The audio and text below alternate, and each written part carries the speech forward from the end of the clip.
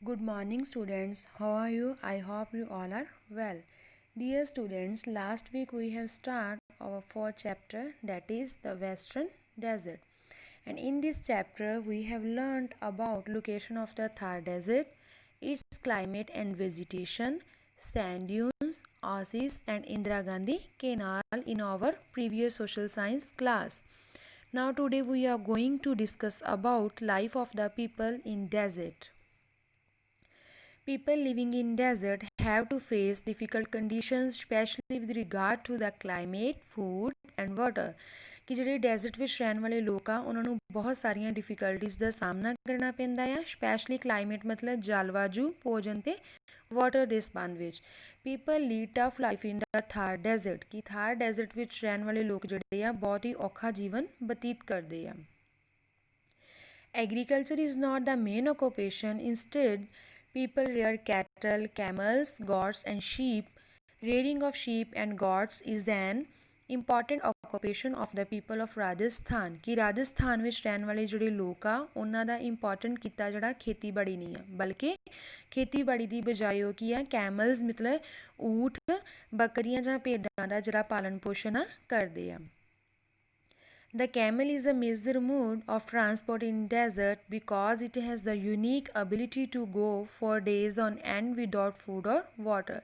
Camel ਜਿਹੜਾ ਊਠ ਜਿਹੜਾ ਆ ਮਤਲਬ ਡੈਜ਼ਰਟ ਵਿੱਚ ਟਰਾਂਸਪੋਰਟ ਦਾ ਇੱਕ ਮੇਨ ਸਰੋਤ ਆ ਕਿਉਂਕਿ ਇਹਦੇ ਕੋਲ ਇੱਕ ਯੂਨੀਕ ਐਬਿਲਿਟੀ ਆ ਮਤਲਬ ਇੱਕ ਵਿਲੱਖਣ ਯੋਗਤਾ ਆ ਕਿ ਇਹ ਪਾਣੀ ਔਰ ਭੋਜਨ ਤੋਂ ਬਿਨਾਂ ਕਾਫੀ ਦਿਨ ਚੱਲ ਫਿਰ ਸਕਦਾ ਆ Its padded feet and strong legs help it go across desert ਕਿ ਇਹਦੇ ਜਿਹੜੀ ਫੀਟ ਆ ਮਤਲਬ ਪੈਰ ਔਰ ਇਹਦੀਆਂ ਸਟਰੋਂਗ ਲੈਗਸ ਮਤਲਬ ਤਾਕਤਵਰ ਜਿਹੜੀਆਂ ਲੱਤਾਂ ਵਾ ਡੈਜ਼ਰਟ ਨੂੰ ਮਾਰੂਥਲ ਨੂੰ ਪਾਰ ਕਰਨ ਵਿੱਚ ਇਸ ਊਠ ਦੀ ਹੈਲਪ ਕਰਦੀਆਂ ਆ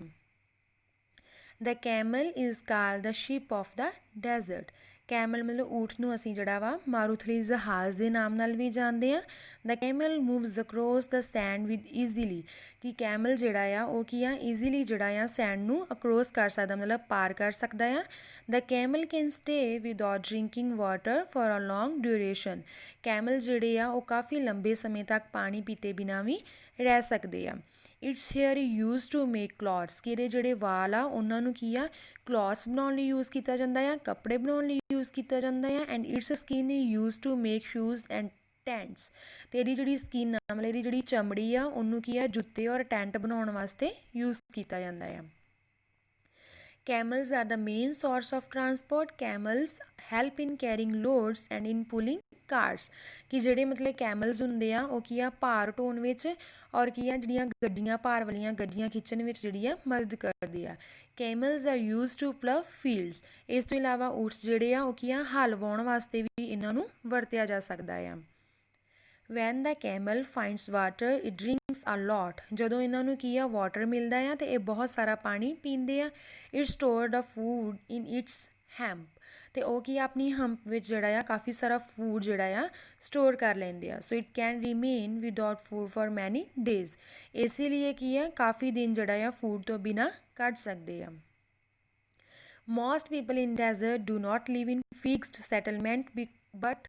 keep moving from place to place in search of food and water for themselves and their animals they are called nomads ਕਿ ਬਹੁਤ ਸਾਰੇ ਲੋਕ ਡੈਜ਼ਰਟ ਵਿੱਚ ਇਵੇਂ ਦੇ ਆ ਜਿਨ੍ਹਾਂ ਕੋਲ ਆਪਣਾ ਕੋਈ ਵੀ ਪਰਮਾਨੈਂਟ ਹੋਮ ਨਹੀਂ ਆ ਇਸ ਲਈ ਉਹ ਕੀ ਕਰਦੇ ਆ ਪਾਣੀ ਔਰ ਭੋਜਨ ਦੀ ਭਾਲ ਵਿੱਚ ਆਪਣੇ ਲਈ ਔਰ ਆਪਣੇ ਜਾਨਵਰਾਂ ਲਈ ਇੱਕ ਥਾਂ ਤੋਂ ਦੂਜੀ ਥਾਂ 'ਤੇ ਮੂਵ ਕਰਦੇ ਆ ਇਸੇ ਲਈ ਉਹਨਾਂ ਨੂੰ ਕੀ ਆ ਨੂਮੈਡਸ ਦੇ ਨਾਮ ਨਾਲ ਜਾਣਿਆ ਜਾਂਦਾ ਆ ਸੱਚ ਨੂਮੈਡਿਕ ਪੀਪਲ ਆਰ ਕਾਲਡ ਬੰਜਾਰਸ ਅਤੇ ਕੁਝ ਮਤਲਬ ਨੂਮੈਡਿਕ ਪੀਪਲਸ ਜਿਹੜੇ ਆ ਉਹਨਾਂ ਨੂੰ ਬੰਜਾਰਾ ਦੇ ਨਾਮ ਨਾਲ ਵੀ ਜਾਣਿਆ ਜਾਂਦਾ ਆ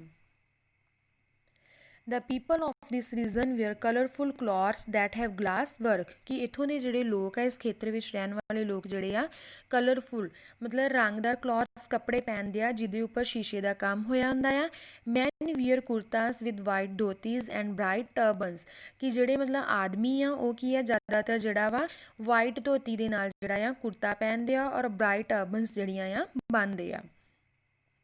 women wear colourful ghagras and lehengas with cholis ਅਤੇ ਜਿਹੜੀਆਂ ਵੂਮੈਨ ਆ ਉਹ ਕੀ ਆ ਰੰਗਦਾਰ ਘੱਗਰਾ ਲਹਿੰਗਾ ਪਹਿਨਦੀਆਂ ਨੇ ਚੋਲੀ ਦੇ ਨਾਲ ਦੇ ਕਵਰ ਦੇਅਰ ਹੈਡ ਵਿਦ ਓੜਨੀਸ ਅਤੇ ਆਪਣਾ ਕਵਰ ਜਿਹੜਾ ਮਤਲਬ ਹੈਡ ਆ ਉਹਨੂੰ ਹਮੇਸ਼ਾ ਕਵਰ ਕਰਕੇ ਰੱਖਦੀਆਂ ਆ ਓੜਨੀ ਨਾਲ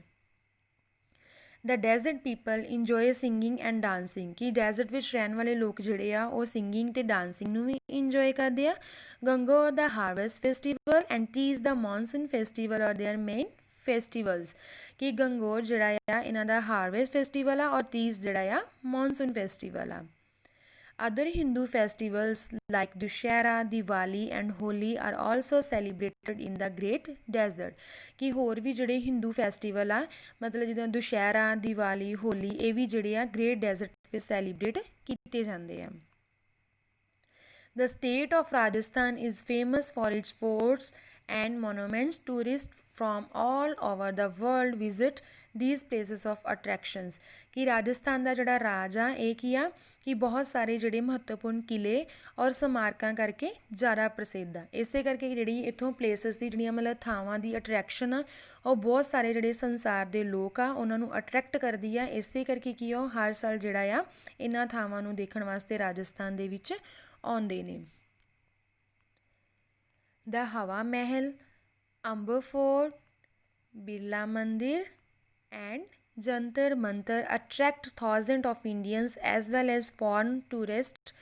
every year। ਇਹ ਜਿਹੜੀਆਂ ਥਾਵਾਂ ਵਾ ਇਹ ਮਹੱਤਵਪੂਰਨ ਥਾਵਾਂ ਜਿਵੇਂ ਹਵਾ ਮਹਿਲ ਅੰਬਰ ਫੋਰਟ ਇਹ ਕੀ ਆ ਬਹੁਤ ਸਾਰੇ 1000 ਲੋਕਾਂ ਨੂੰ ਇੰਡੀਅਨ ਔਰ ਫੋਰਨਰ ਸਾਰੇ ਲੋਕਾਂ ਨੂੰ ਕੀ ਆ ਆਕਰਸ਼ਿਤ ਕਰਦੀਆਂ ਵਾ। ਇਸੇ ਲਈ ਬਹੁਤ ਸਾਰੇ ਲੋਕ ਜਿਹੜੇ ਆ ਕਾਫੀ ਸਾਰੇ ਲੋਕ ਸਾਲ ਦੇ ਵਿੱਚ ਜਿਹੜਾ ਆ ਰਾਜਸਥਾਨ ਦੇ ਵਿੱਚ ਇਹਨਾਂ ਥਾਵਾਂ ਨੂੰ ਦੇਖਣ ਵਾਸਤੇ ਆਉਂਦੇ ਆ। Rajasthan is famous world wide for it's beautiful forts and places ਕਿ ਰਾਜਸਥਾਨ ਪੂਰੇ ਸੰਸਾਰ ਵਿੱਚ ਬਹੁਤ ਜ਼ਿਆਦਾ ਫੇਮਸ ਹੈਗਾ ਆ ਇਹਨਾਂ ਬਿਊਟੀਫੁਲ ਫੋਰਟਸ ਮਤਲਬ ਮਹੱਤਵਪੂਰਨ ਕਿਲਿਆਂ ਕਰਕੇ ਔਰ ਥਾਵਾਂ ਕਰਕੇ। Today the scene of the desert region is different ਕਿ ਅੱਜ ਦਾ ਜਿਹੜਾ ਦ੍ਰਿਸ਼ ਹੈਗਾ ਆ ਡੈਜ਼ਰਟ ਦਾ ਉਹ ਬਿਲਕੁਲ ਡਿਫਰੈਂਟ ਹੈਗਾ ਆ। Modern road